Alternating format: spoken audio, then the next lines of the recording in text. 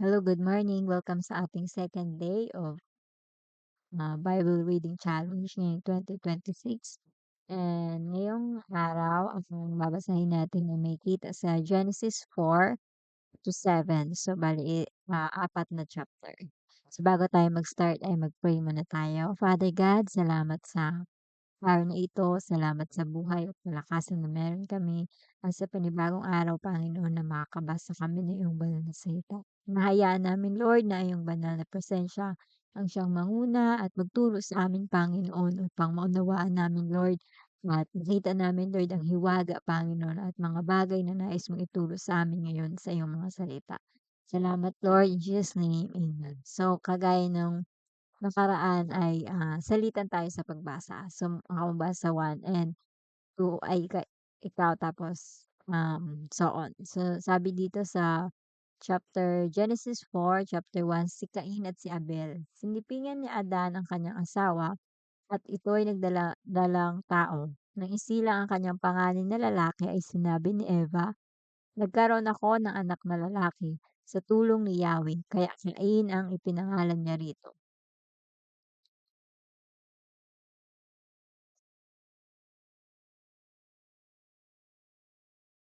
Dumating ang panahon na si Cain ay naghandog kay Yahweh ng ani niya sa bukid.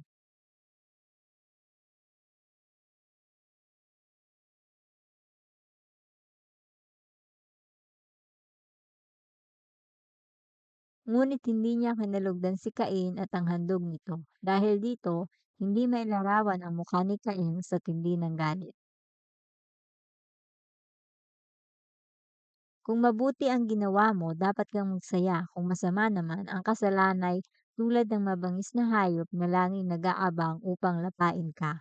Nais nitong harian ka, kaya't kailangan mapaglabanan mo ito.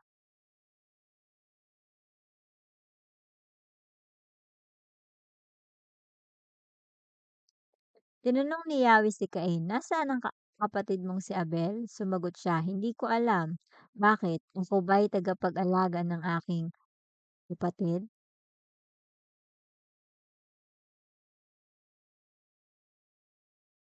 "Sinusumpa kita ngayon at hindi mo na maaaring bungkalin ang lupa dahil dumanak doon ang dugo ng kapatid mo na iyong pinaslang."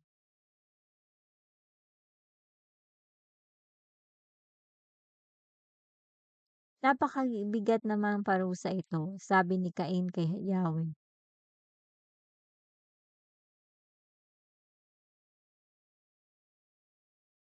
"Hindi," sagot ni Yahweh, "paparusahan ng 7 ibayo ang sinumang papatay sa iyo." Kaya't nilagyan ni Yahweh ng palatandaan si Cain upang maging babala sa sinuman na ito'y hindi dapat patayin.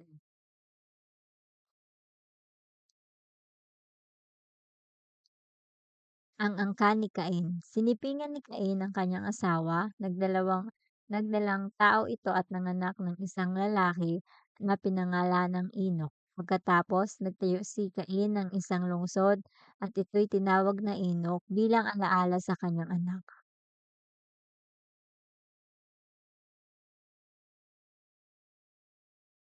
Nag-asawa si Lamech ng dalawa, sina Ada at Zila. Naging anak ni Ada si Jabal, ang ninuno ng mga nagpapastol ng mga baka at ng mga tumitira sa tolda.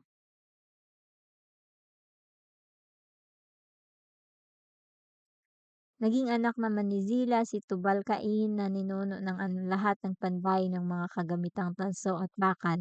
Si Tubal-Cain ay kapatid na babae ni Naama. Dinggin ninyo itong aking sasabihin, Ada at Zila, mga asawa kong giliw, may pinatay akong isang kabataan sapagkat ako'y kanyang sinugatan.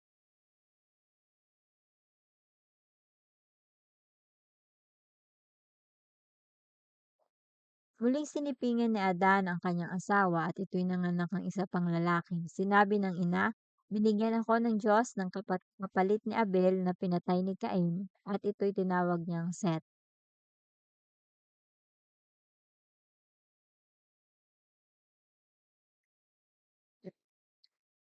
Sa chapter 5 tayo. Ito ang kasaysayan ng lahi mula kay Adan nang likhain ng Diyos ang tao. Ginawa niya ito ayon sa kanyang larawan. Si Adan ay 130 taon nang maging anak ni si Seth na kanyang kalarawan. Namatay siya sa gulang na 930 taon. Wow! Nabuhay pa siya ng 807 taon at nagkaroon din ng iba pang mga anak. 90 taon naman si Enos nang maging anak niya si Kenan. Namatay siya sa gulang na 905 taon. Nabuhay pa si Kenan ng 840 taon at nagkaroon din ng iba pang mga anak. 65 taon si Mahalalel nang maging anak si Jared.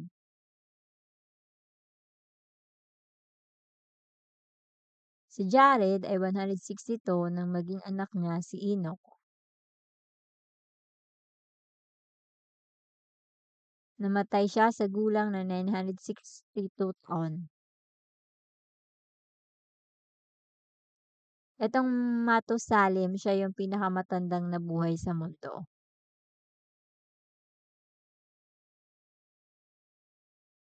Umabot siya ng 365 taon at ang buong kapanahon niya ay namuhay siyang kasama ang Diyos. Pagkatapos nawala siya sapagkat kinuha siya ng Diyos. So ito yung una ding tao, si Enoch.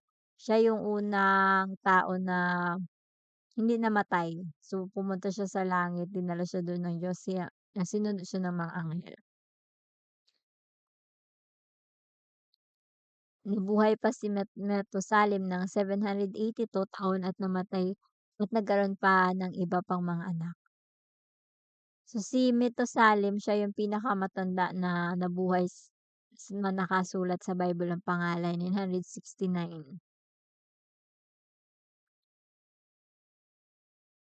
Sinabi niya, mula sa lupang ito na sinumpa ni Yahweh, ipinanganak ang lulunas sa lahat ng ating mga pagpapagal at paghihirap.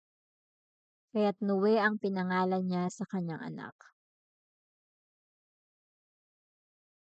Namatay siya sa gulang na 777 taon. So ito yung mga panahon na sobrang tagal mamatay yung mga tao 'no, grabe yung edad nila at hanggang 1,000. So 'pag mag-birthday ka nun tapos yung edad mo 300, so 300 na kandila, yun grabe naman ang dami, puno yung cake. Punta tayo sa chapter 6. Ang kasamaan ng katauhan, napakarami na ng mga tao sa daigdig ng panahong iyon. Nagkaroon sila ng mga anak na babae.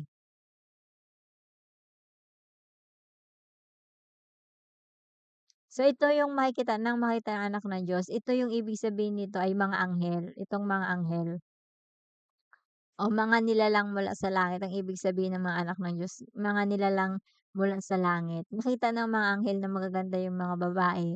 So yung siguro makikita natin yung mga Israelites, sila yung pinakalimbawa ng mga babae noon, 'di ba maganda yung mga Israelites, mga blue yung mata, kulot, parang gano'n.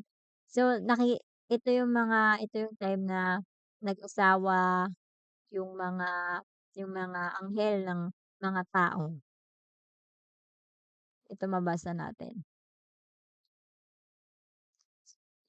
Sinabi ni Yahweh, hindi ko ipapahintulot na mabuhay ng habang panahon ang tao sapagkat siya'y makalaman, hindi lalampas sa 120 taon ang kanyang buhay sa daigdig.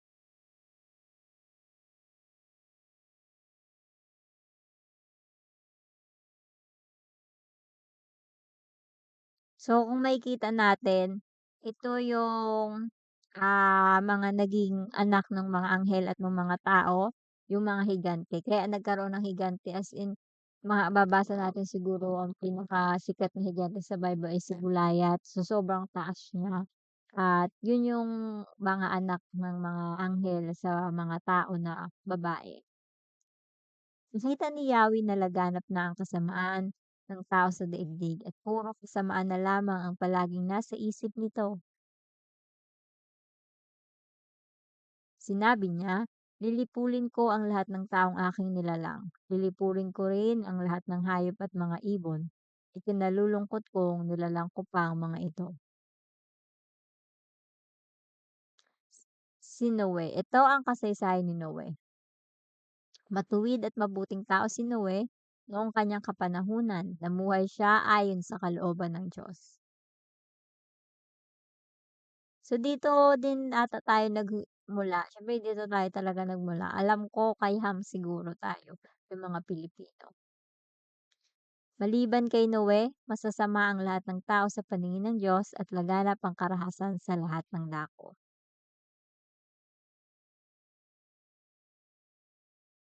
Sinabi ng Diyos kay Noe, napagpasyahan ko ng lipulin ang lahat ng tao sa daigdig. Umabot na sa sukdulan ang kanilang kasamaan. Gugunawin ko sila kasama ng daigdig.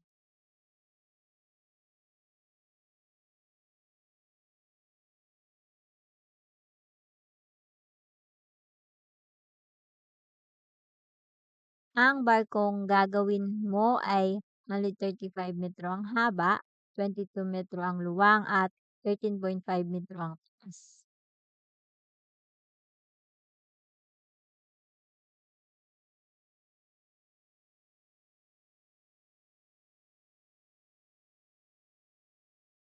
Palulubugin ko sa tubig ang buong daigdig at malilipol ang lahat ng may buhay sa balat ng lupa.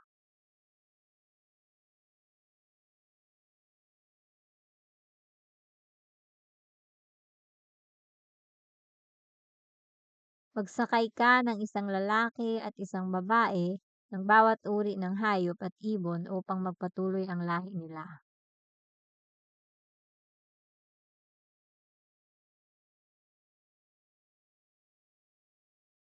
Maglagay ka ng lahat ng uri ng pagkain para sa iyo, para sa inyo at sa kanila. So si Noe, kung makikita natin yung mga edad ng mga nakaraan ito sa mga edad nito nung mga matagal, mga lolo niya. Grabe siguro naabutan pa niya yung mga 5 lolo niya. Sa sobrang tagal mabuhay yung mga lolo niya, 'di umabot ng 900. So bago magunaw ang mundo, yung pinanganak siya, naabutan pa niya hanggang kabataan niya, naabutan pa ni Noe yung halos siguro 4 or 5 ng lolo niya at yun yung nagtuturo sa kanya kung ng tungkol kay Yahweh, yung mga utos ng Yahweh. Kaya siya siguro matuwid kasi talagang pinamuhay niya yung turo sa kanya. Kung makikita mo meron siyang lolo na si Enoch, yung hindi namatay, yun yung pinakaalam ko parang sobrang banal na tao din na nakapasok siya sa langit. Sa sobrang close nila ng Diyos na Yahweh, nakapasok siya sa langit, hindi siya namatay. So sana tayo sa last chapter, ang baha.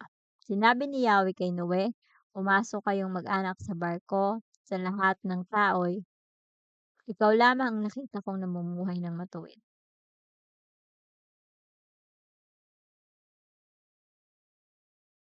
Pitong pares din sa bawat uri ng ibon ang iyong dadalhin. Gawin mo ito upang magpatuloy ang kanilang lahi sa bawat lupa.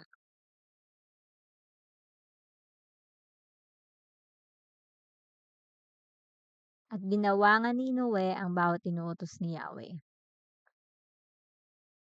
So, si Noe nun ay 600 taon na siya, kaya sobrang talagang naabutan niya yung mga kalolohan niya, ang dami niyang lolo na naabutan.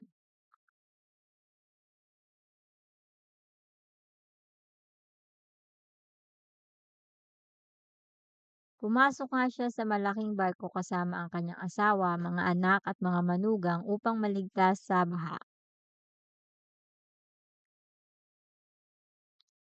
Ay nagsama siya ng barko ayon sa utos ng Diyos. Si Noe ay 600 taong gulang na noon. Noong ika-17 araw ng ikalawang buwan, nabuksan ang lahat ng bukas sa ilalim ng lupa, nabuksan din ang mga bintana ng langit. Pumasok noon sa barko si Noe at ang kanyang asawa, kasama ang kanilang 3 anak na lalaki na sina Shem, Ham at Japhet at ang kanilang asawa.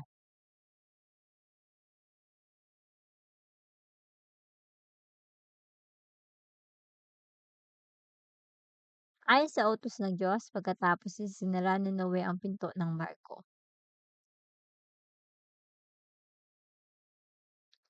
Palaki ng palaki ang tubig habang palutang na palutang, palutang-lutang naman ang barko.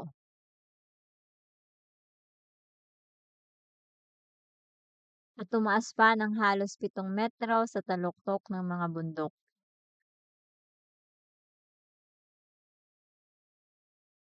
Ang lahat ng may hininga sa ibabaw ng lupa ay namatay.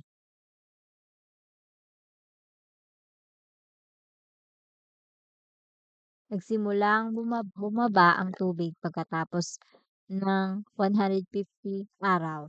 Yan. So, kung makikita natin dito sa chapter 7 ng Genesis, ito yung time na pinaulanan na ng Diyos. Ito yung unang paggunaw ng Diyos sa buong mundo. Ngunit in-spare niya sila Noe.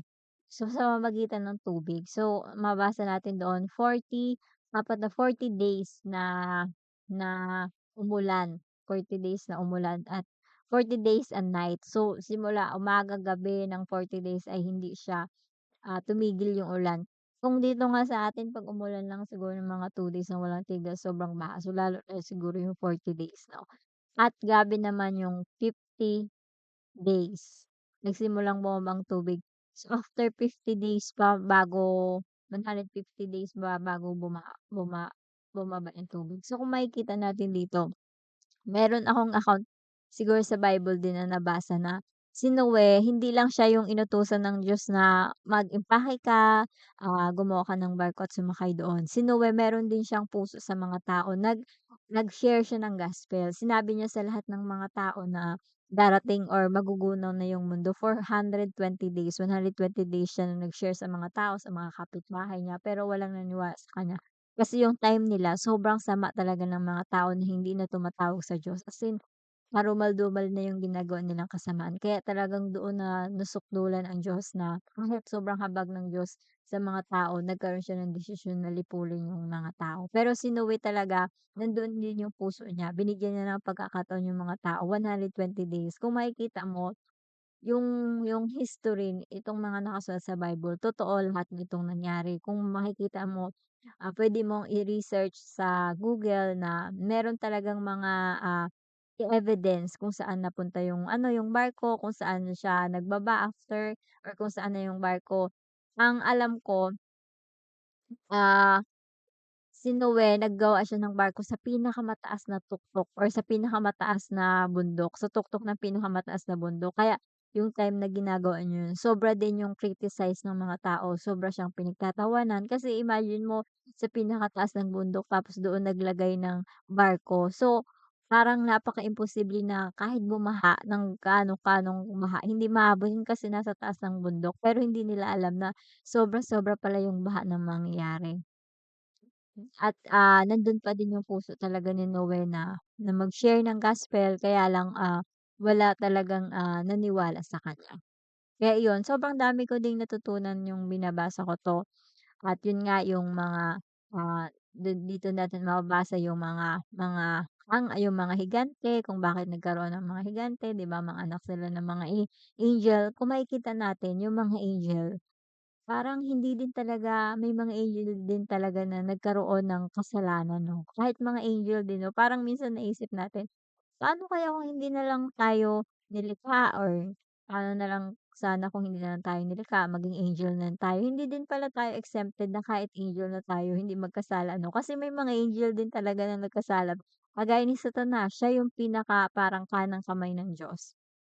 Pero naggawa pa rin niyang magkaroon ng kasalanan at pinaka-worst pa siya na kasalanan ginawa niya kasi nandoon yung pride. Kaya kung makikita natin parang ang Diyos lang talaga nakakaalam ng lahat ng bagay. Ang Diyos lang talaga ang nakakaalam at alam mo ba napakapalad natin na tao tayo at hindi angel. Kasi si Jesus namatay siya para sa mga tao, hindi para sa mga angel, 'di ba? So ganun na lamang yung mga tao ka-espesyal sa Diyos, 'di ba? Compare sa angel, kung titingnan mo mas espesyal sa Diyos ang mga tao kaysa sa angel. Kasi ang mga tao talagang gumawa ng paraan ng Diyos na pinadala niya si Jesus para bayaran yung kasalanan. Pero yung mga angel 'di ba hindi sabi nga doon, yung mga angel daw, yun yung inuutusan ng Diyos para magpunta dito sa lupa para gumawa ng mga bagay na utos ng Diyos. So, parang inuutusan lang sila ng Diyos, pero tayo ng mga tao, tayo yung tinubos ng Diyos, tayo yung pinadalahan. So, ganun napaka-special natin compare sa mga angel, 'di ba? Parang ang ganda pakinggan. At dito din talaga, kung babasahin pa natin, maganda itong kwento ni Noe at sobra siyang nakakaano. Kaya ang 'pag minsan parang, bakit kaya yung mga masasamang mga hayop ay nilagay ba dun sa barko? Bakit hindi na lang yung yung ibang hayop na lang ay hindi na sinama, kagaya yung mga nangangagat, mga ahas 'no? Para dire-diretso na sila. Pero ang Diyos nakakaalam ng lahat ng bagay at siyempre, mahal ng Diyos yung mga hayop na yun kahit sila ay masama. Sa paningin siguro natin kasi nga nangangagat sila, pero nature kasi nila yun so wala tayong magagawa. So yun siguro lang yung ating, Bible reading ngayon and I hope na na-enjoy natin yung pagbabasa. Medyo mabilis siguro or, mag-message lang kayo sa akin kung medyo mabilis or may mga comment kayo. So, mag-pray po tayo. Father God, sa gabing ito, salamat sa iyong mga salita. Salamat, Panginoon, dahil ah, kasama ka namin, Panginoon, sa pag-aaral ng iyong mga salita. I pray, Lord, na ah, tulungan mo kami, Lord, sa bawat araw ng aming buhay. Tulungan mo kami, Lord, sa aming mga desisyon sa buhay, mga plano sa buhay. We surrender it all to you, Panginoon. Dahil naniniwala kami, Lord, na ikaw ang may kontrol ng lahat ng bagay. Nakikita mo, Lord, yung aming past, future, and yung aming present na buhay, Panginoon, at ikaw lamang ang may kontrol. Lord, ayaw po namin yung mga plano namin para sa aming buhay. Dahil hindi po namin, Lord, alam lahat ng nakakabuti sa amin. Tanging ikaw lamang, Lord. Kaya, Lord, gusto namin, Lord, yung mga plano mo sa amin, yung mga pangarap mo para sa amin. Tulungan mo kami, Lord, kung nasaan man kami na sitwasyon ng buhay ngayon, ano man yung mga plano namin, Panginoon. Tulungan mo kami, Lord, na ito ay magbibigay sa iyo ng glory, Panginoon, at the same time, Panginoon, ito ay para sa kabubuti namin, Panginoon. Lord, salamat sa iyong mga salita, Lord. Dahil, nagpapatunay, Panginoon, kung gaano mo kami kamahal, Panginoon. Sabi mo nga, Panginoon Lord, na after, malipol, Panginoon Lord, yung mga tao, Lord, sa panahon ni Noe, Panginoon, ay hindi mo na ulit yung mga tao, Lord. Nagpadala ka ng baghari, Panginoon. And alam ko, Panginoon, na ikaw ang nakakaalam ng lahat ng bagay. And Lord, salamat sa iyong mga salita ngayon. And we pray, Panginoon, Lord, na sa bawat isa sa amin ay pagpalain mo. Patuloy na maranasan namin ang iyong banal na presensya at pag-iingat sa buong araw. Ano man yung mga gagawin namin, Panginoon. Lord, mag-open ka, Panginoon, Lord, ng mga pagpapala, Lord, sa iyong mga anak. Kung kami man, Panginoon, ang iba sa amin naghahanap ng trabaho, Lord, gumawa ka ng paraan, Lord, na makapaghanap ng trabaho. Kung sino man ang may sakit, Panginoon, we pray, Lord, abutin mo sila at pagalingon mo sila, Panginoon, in the name of Jesus, Panginoon. At kung sino man, Lord, ang nangangailangan, Panginoon, Lord, ikaw yung mag-provide, Panginoon. At sino man, Lord, ang nawawala ng kapayapaan, Lord, ikaw yung maging kapayapaan namin, Lord, sa aming puso't isipan. At hayaan mo, Lord, na magkaroon kami ng kagalakan, Panginoon. Dahil alam namin, Lord, na ikaw ay Diyos na buhay at Diyos na makapangyarihan, Panginoon. Salamat, Panginoon, sa assurance, Lord, na kung sino man yung tumawag sa iyo ay nandiyan ikaw, Panginoon. Kung sino man yung tumawag sa iyo, Panginoon, ay tutulungan mo, Lord. Dahil sigurado, Panginoon, Lord, na hindi mo kahit kailan, Panginoon, hindi ka nakatingin kung sino kami, hindi ka nakatingin, Panginoon, kung gaano kami kasama, yung laman ng puso't isipan. Nakatingin ka, Lord, kung kami ay tawag sa iyo o hindi. Dahil kailanman, Lord, ay hindi ka nagsabi ng hindi, Panginoon, sa mga anak mo, Lord, na lumalapit sa iyo, Panginoon. Lagi kang nag-aantay sa amin, Panginoon. Gaano man kami kasama, Lord, gaano man yung mga pagkukulang namin. Lord, sa time, Panginoon, na kami ay pumunta or manghingi sa iyo, manalangin sa iyo, nandiyan, Lord, na lagi kang nakabukas, lagi kang nag-aantay sa amin, Panginoon, sa lahat ng sitwasyon at sa lahat ng panahon ng aming buhay. Salamat, Lord, sa umagang ito. And we pray, Panginoon, at tinataas ka namin. We give all the glory into your name, in Jesus' name. Amen.